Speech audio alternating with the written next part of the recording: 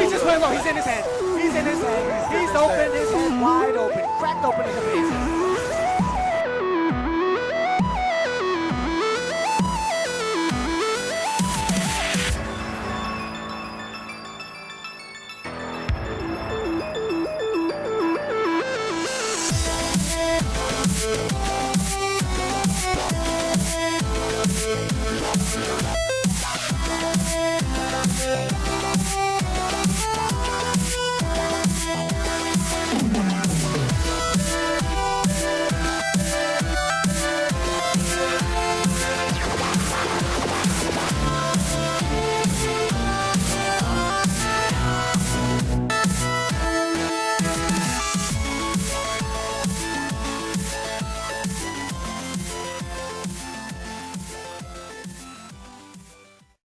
Hey, what's going on, guys? It's Mario Man 100 back again with another episode of How's My Team. We have to talk about the Elimination Final. It was at home for the Giants versus the Hawthorn Hawks.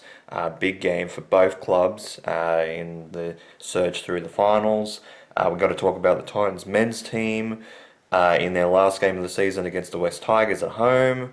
And we also got to talk about the Titans women's team that goes up against the Newcastle Knights. So let's get into it.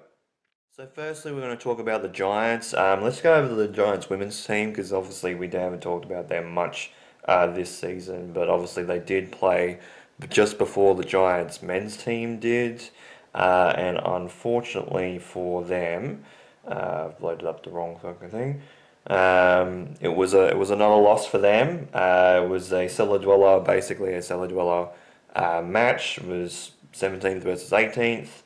And the Gold Coast, who were on the bottom, won by 19 points. It ended up looking like it was going to be a hell of a lot more. Gold Coast obviously scored a heap of points, but I think 2 or 3 quick goals towards the end of the fourth quarter made the deficit look a little bit better for the Giants. So they've scored over 30 points, which is the first time they've done that this season.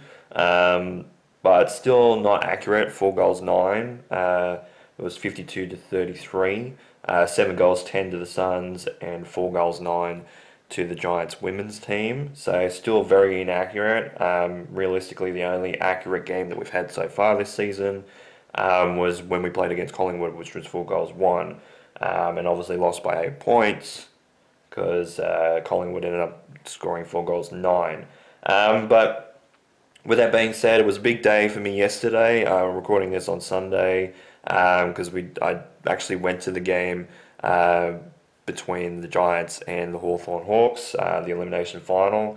First final series ever, and it was a crazy atmosphere.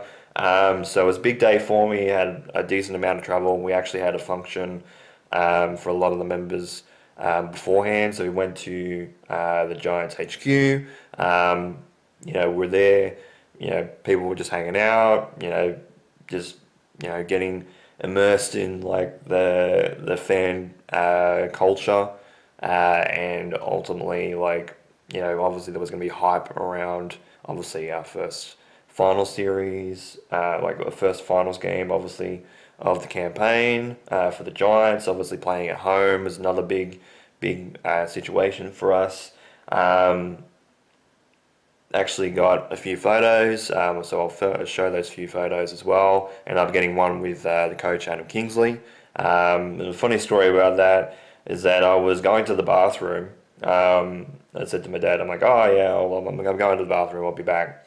And I don't know because obviously there's a door to the function room that's very close to where the men's bathroom is, and it was very close.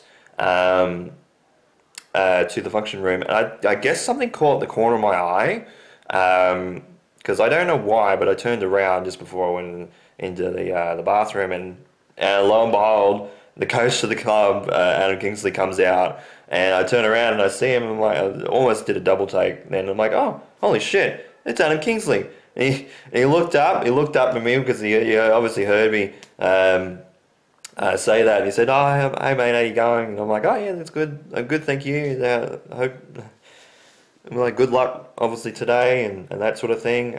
So obviously I talked to him Obviously went to the bathroom, come back, and I said to my dad, I'm like, I just, funny story, and I just told him what happened, and he's like, oh yeah, you should go take a photo, and I eventually did. Obviously was talking to some of the other members, obviously there, and obviously there was a foundation member there as well, that had been there since, like, he had like a very older fellow, like we're talking probably in his 70s at least, um, you know, very old stature, white hair, but he was wearing the 2012 gear, so he's been a foundation member. Obviously, he was talking with the coach, so obviously, I don't know whether it was someone that was well known, obviously, but as a foundation member, obviously, probably reminiscing about the times that obviously Leon Cameron was there as coach, and obviously the seasons that Adam Kingsley has been there as well. Didn't really want to interrupt that because obviously,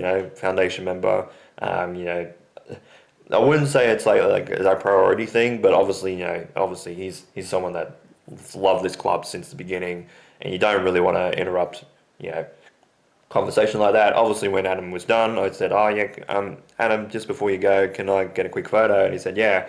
And obviously, my dad got a photo, so I'll show you that as well. And that was a great photo and a great experience, obviously, to be there. We obviously had a march as well towards the game. Obviously, we did this way back. I think for the West Coast game, I think was the first game that did it, where we had that function for the Sir Doug Nichols round. So I can't remember if it was that game or the Fremantle game, but obviously a lot of the members there did a march, and we ended up having a band as well. Like we had a trumpeter, a saxophone player, a drummer, that was like had a full drum set like attached onto his torso,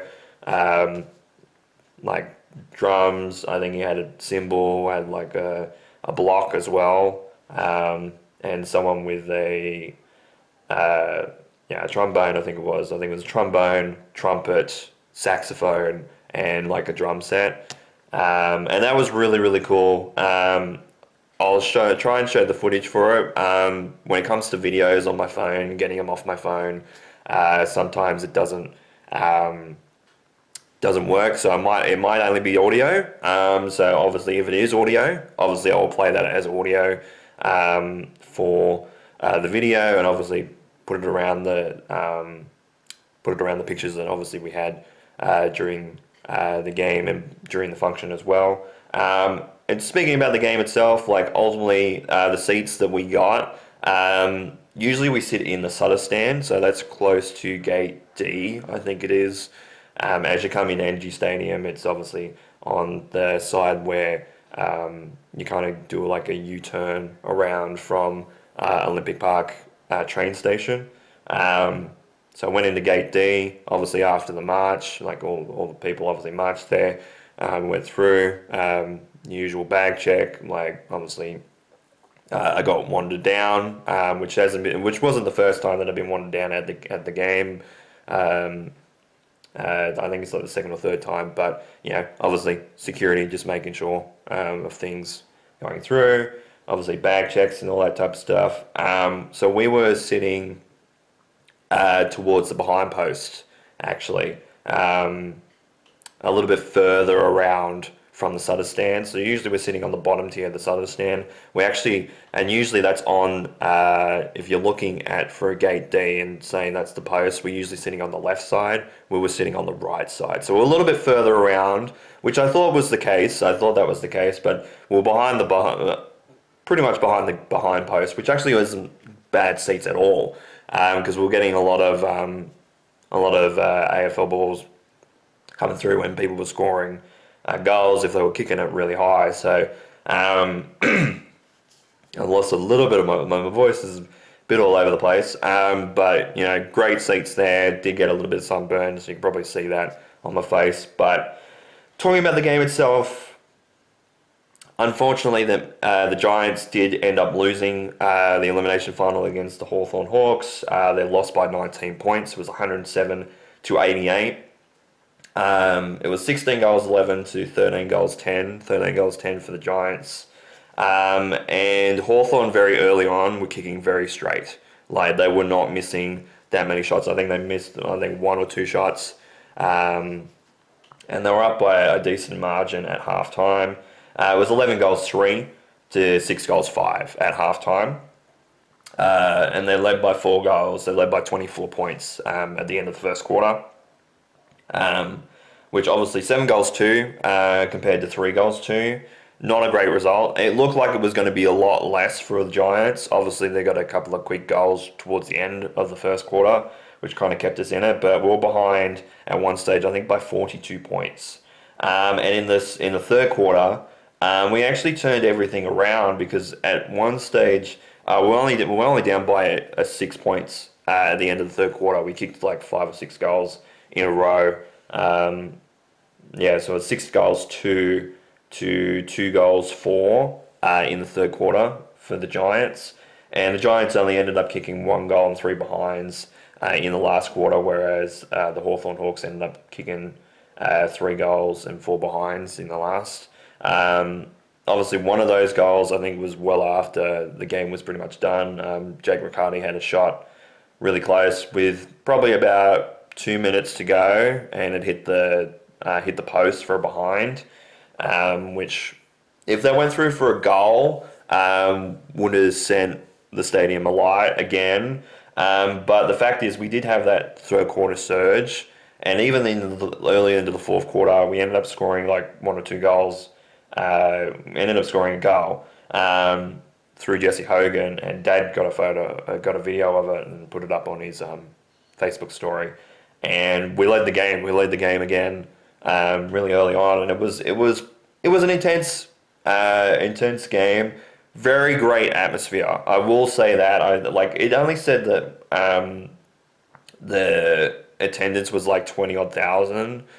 I don't think that was the case. I think it was a lot more than that because, and I can say this with the Sydney Derby, the Battle of the Bridge. A lot of the stadium was full for that, as it was yesterday for the finals game. And there was probably more seats that were vacant in the Swans game, like the Swans Giants Derby, than there was for this game in particular. Like, unless it was a heap of seats in the top tier that I couldn't see that weren't filled out, and obviously some of the private suites as well, obviously.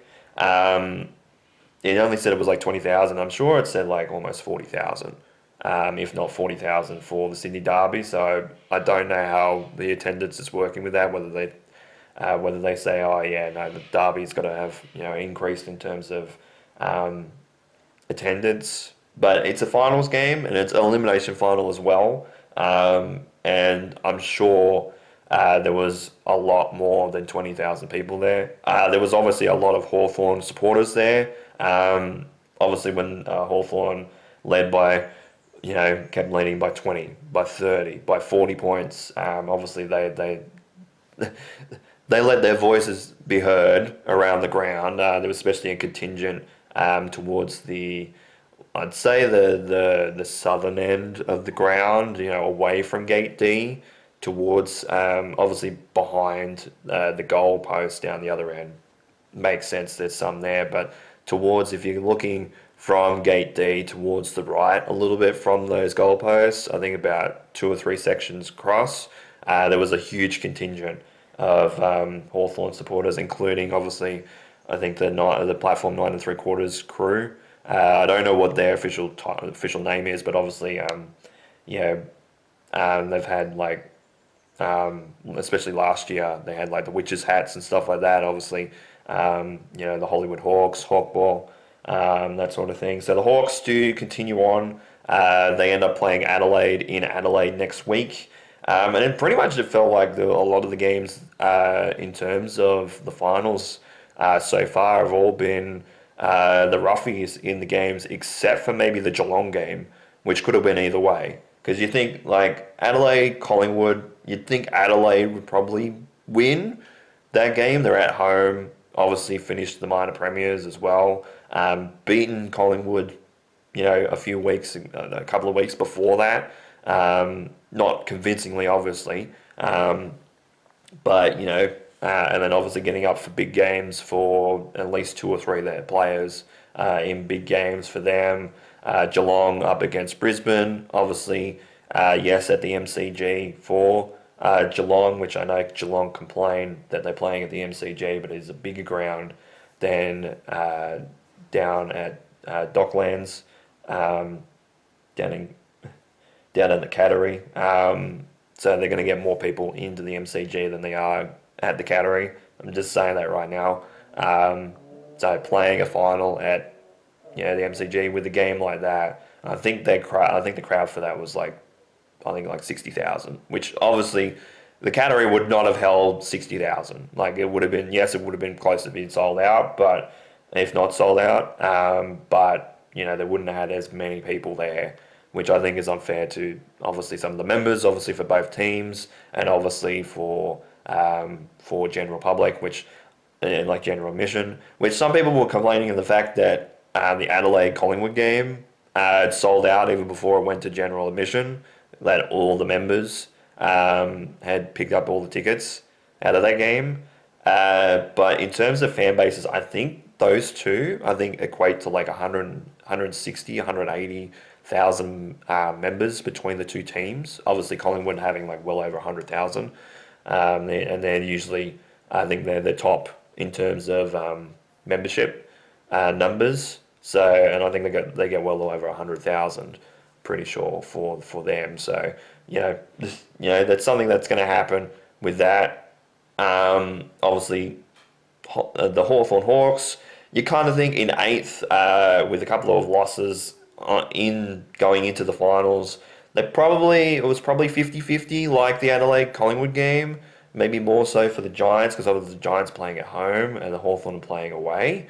You kind of have the leg up for the Giants. And then obviously Fremantle and the Gold Coast. Gold Coast obviously playing the game on Wednesday the previous week to get into finals. Ended up winning by 1 point in Perth in Western Australia. So that sets up a Q clash in the second semi-final for Brisbane and Gold Coast. And obviously the other final is the Hollywood Hawks, Hawthorn, going up against Adelaide and in Adelaide. And then obviously Collingwood and Geelong are both in the prelim finals, which is very boring, very boring. I hate that. Like I'm hoping that I don't care in terms of the semi-finals on who wins, just as long as they both play against Geelong and Collingwood, and both of those teams lose.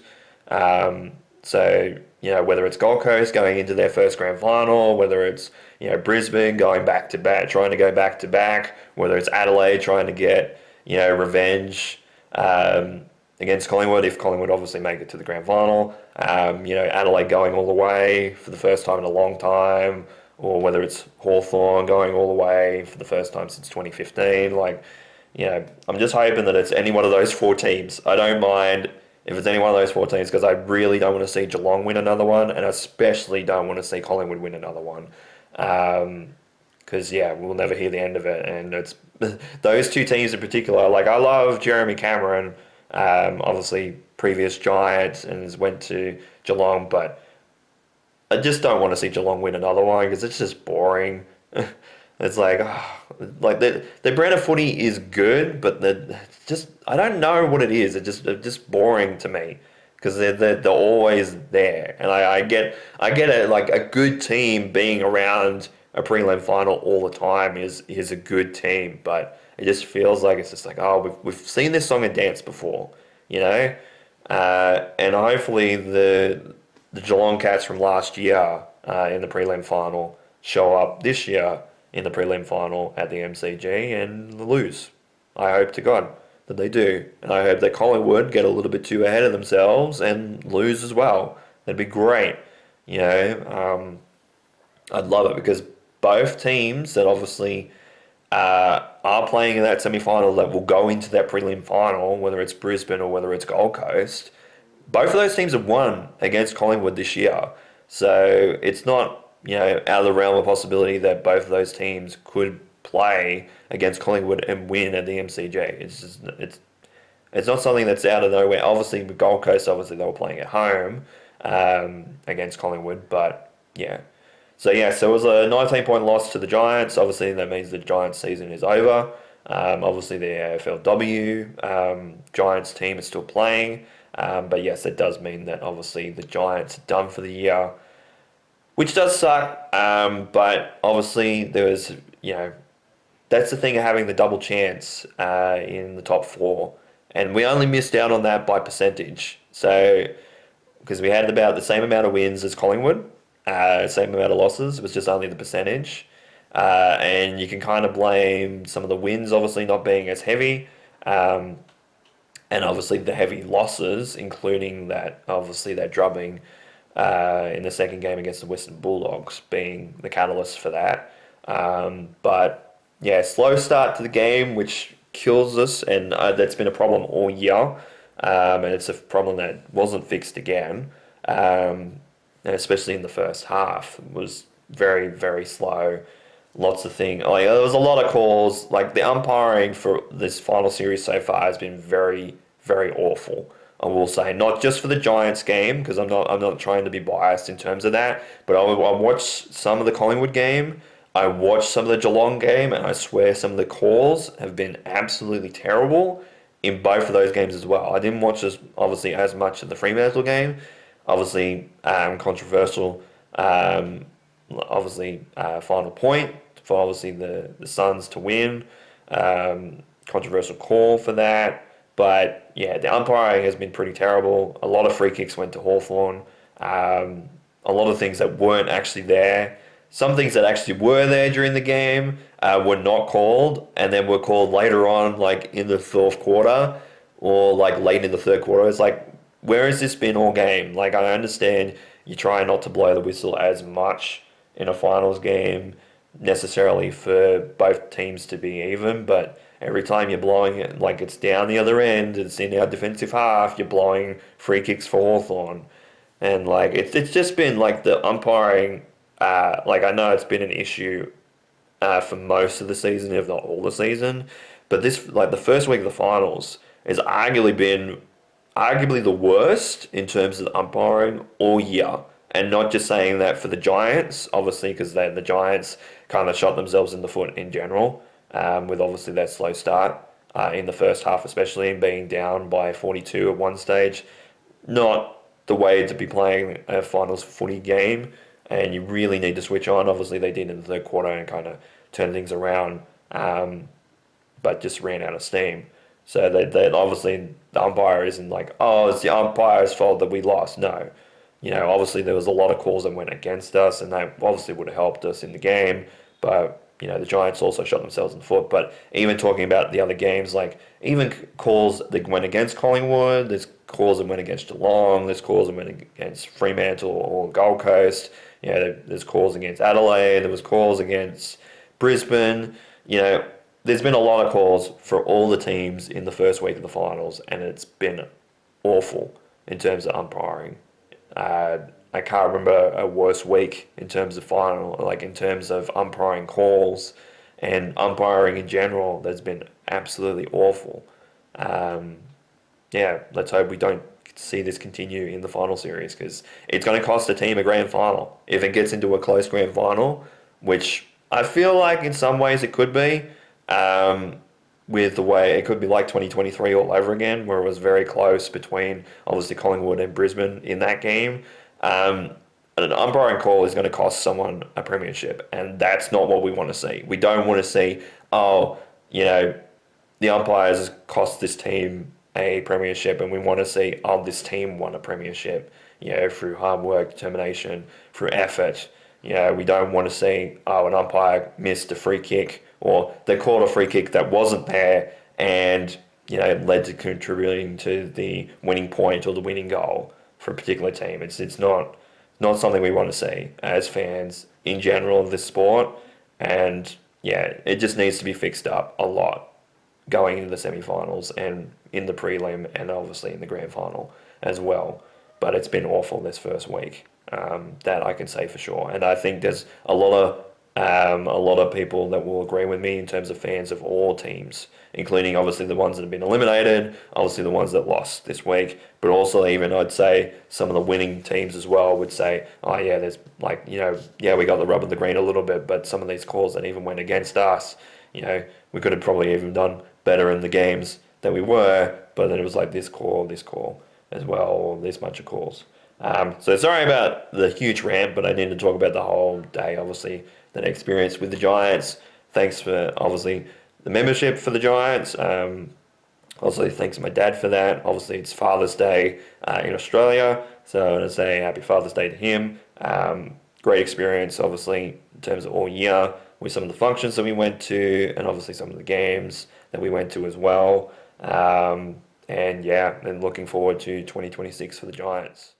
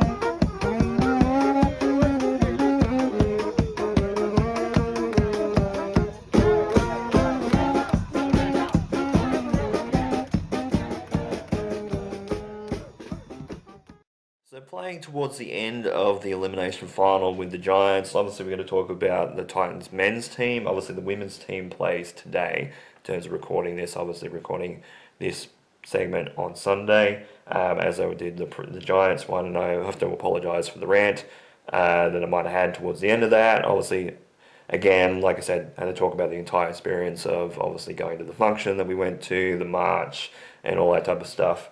But the Titans were playing the Tigers. I was going to say the Giants. And lo and behold, final game of the year at home. Thank you members round basically for the Titans in particular. They send out Dez and they send out Foz with a win. They finally won again. It took a while, obviously. It's been quite a few weeks since the Titans last won a game.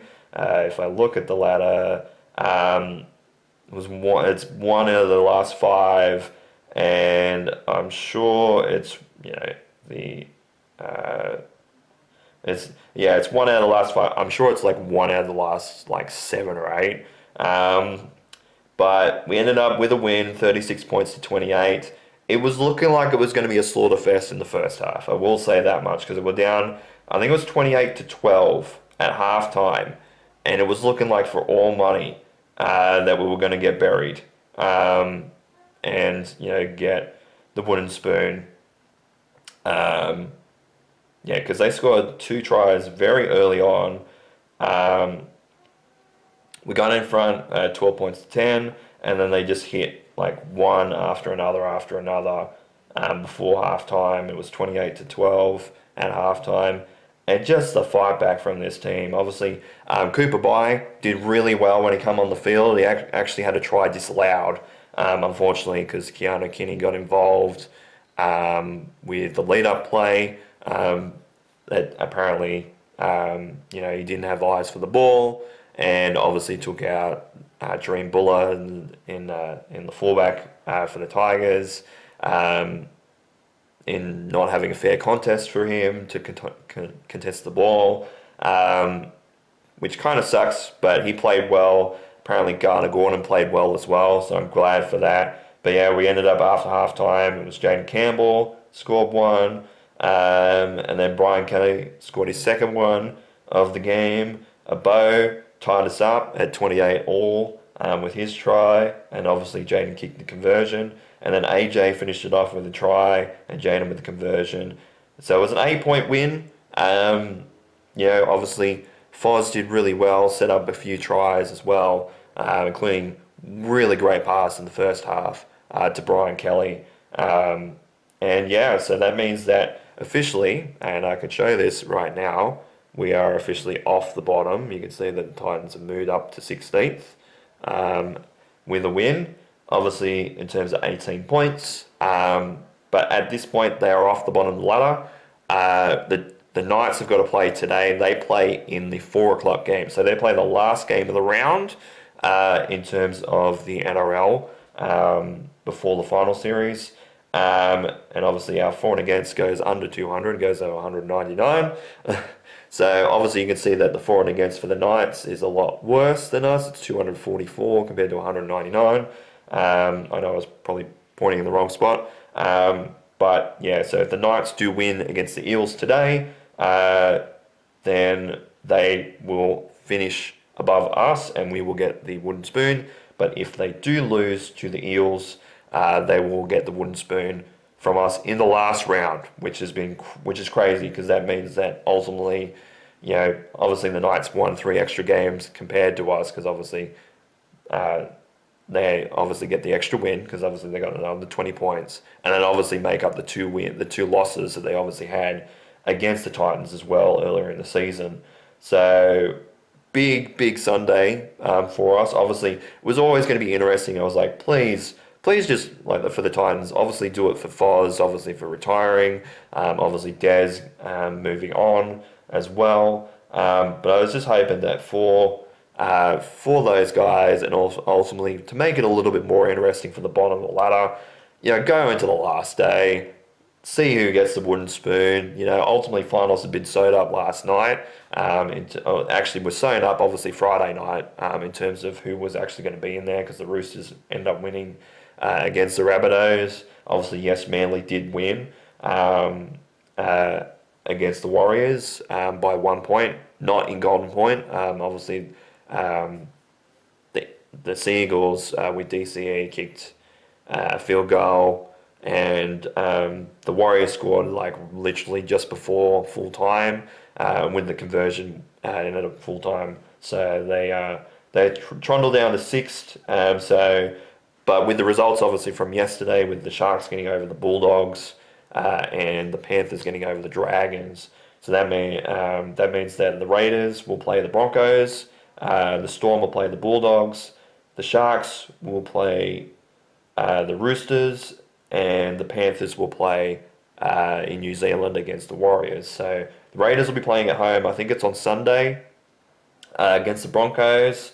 I think the Storm possibly play on Saturday, but it might be the Friday game. I'm not sure which one it is. I'm not sure in particular which finals go where, but I know that the Raiders game is the Sunday game. This is the Sunday afternoon, which doesn't bode well necessarily for the Broncos, because they don't usually play well during the day. And I know I commented on that, and someone commented on Facebook that's like, oh, you talk about them playing against the Knights a couple of weeks back, and obviously playing against the Sharks like 2 months ago. I'm like, yeah, that's two outlying games with teams that didn't have form going into both of those games, including obviously the Knights. The Knights, thankfully for the Broncos, they belted the Knights on that occasion. But usually in years gone by, they haven't played that well, and they commented again. It's like, oh, this is a different Broncos team. I'm like, is it really? Because there's some moving parts that obviously have moved in, and some parts have moved out. But a lot of the structure and a lot of the players that have been there at the Broncos are still there from like the last couple of years. You know, even when they went to the grand final and got beaten by Penrith. You know, after basically putting the cue in the rack, and they let the foot off the gas, let the foot off the throat. And what do? Especially in big games, you do not let your foot off the throat. If you've got them where you want them, don't let them go, because they will win. They will end up getting on top with momentum and will beat you. And Penrith did just that for the Broncos. And obviously ended up going, I think it was their third premiership out of the four in a row. Then obviously Brisbane faced against Penrith.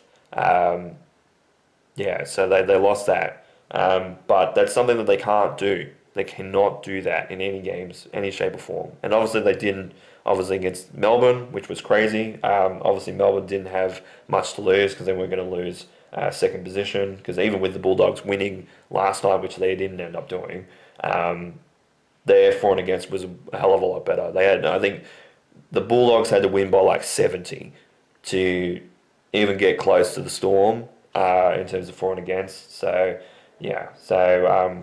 hopefully for us, the Eels do win against the Knights, which means the Knights will get the wooden spoon, with Adam O'Brien going at the end of the season after this game. That the Titans avoid. If not, the Titans obviously will be wooden spooners for the year. But great result for the Titans, 36 points to 28. Again, it was a flurry of tries at the end, and someone choked. But it wasn't the Titans this time. It was the reverse, which usually doesn't happen. So great result for the Titans. Great way to send off. Kieran Foran, who's been absolute champ, obviously will stay with the Titans as in like an assistant coaching role there, which is great. I think obviously with a previous player that's only just retired being there, coaching a lot of the new guys coming in, guys like Jalen DeGroot, obviously with Cooper Bye being in there, Carter Gordon obviously still getting reps in, obviously after transferring from rugby union to rugby league. Some of the younger guys like that, Keanu Kinney, guys that have been there for not that long, obviously having a veteran like Kieran Foran there in a coaching type of role is going to be great for the club. Obviously send off Des a winner from his tenure at the Gold Coast. Obviously Josh Hannay coming in next year, sending Des off with a win. Who knows if he coaches again? He probably will, but we'll see what happens with him.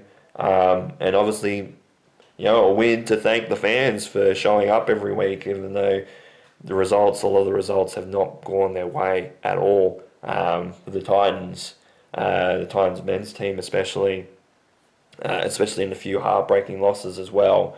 But lo and behold, to the fans, obviously they said thanks with the win.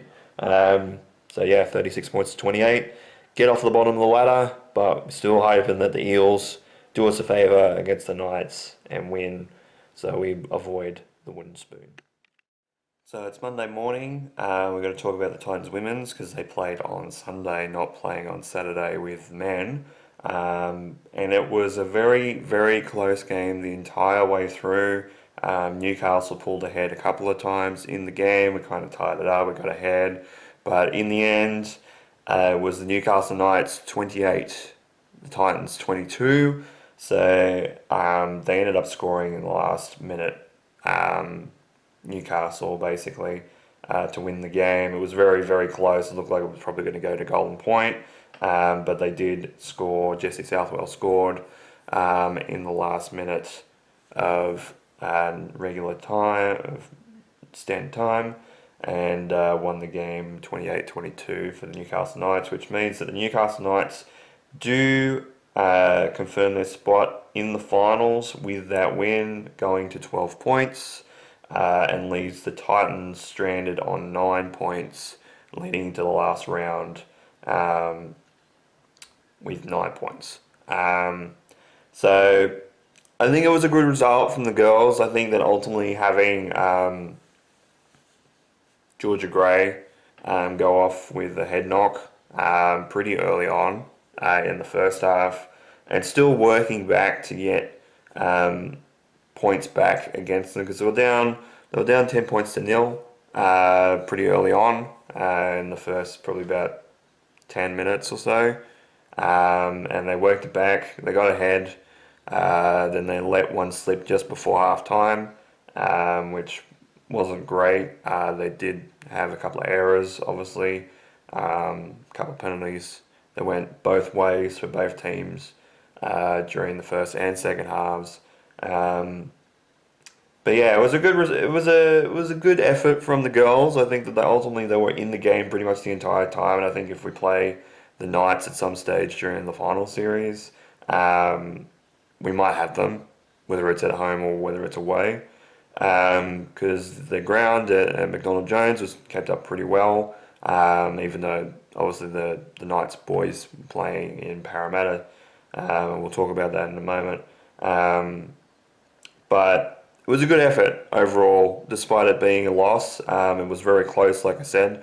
Got down to the wire. As I said, they only scored in the last minute to get ahead. So they did pretty well. Obviously, it's do or die clash with the Raiders next week on Saturday. Yeah, Saturday.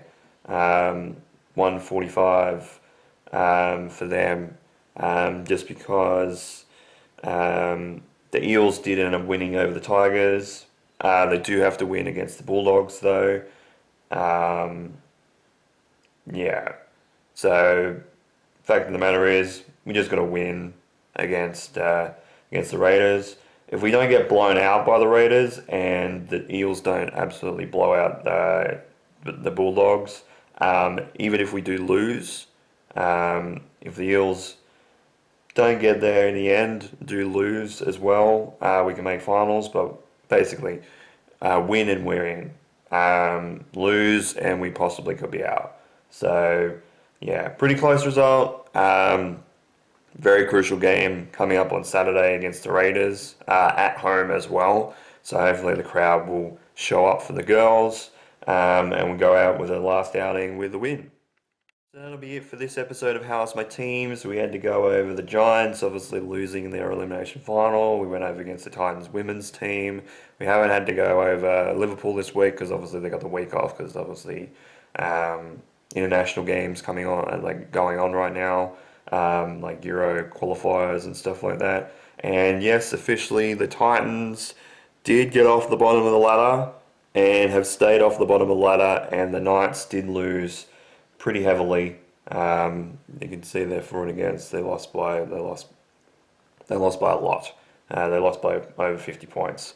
The Knights last night to the Eels, so it kept us from the wooden spoon with a win, which great result, but still not where we want to be. But again, wooden spoon, avoiding that, not a bad result, all things considered. But yeah, just need to work on next year. But obviously we won't be talking about the Giants next week. We won't be talking about the Titans men's team next week. We'll be talking about the women's team. And possibly we will be also talking about Liverpool when we come back. Might talk about obviously some standard stuff. Obviously the NFL is starting today. The Seattle Seahawks are playing today. They're playing against San Francisco. So I might just talk about some NFL to fill in the gap between obviously with miscellaneous stuff. Obviously we'll talk about like the AFL finals and like the NRL finals as well on the way through. But obviously won't be focusing primarily on any of those, because obviously my teams are not in there obviously yet, apart from obviously the Titans women's team, which at the moment still are in.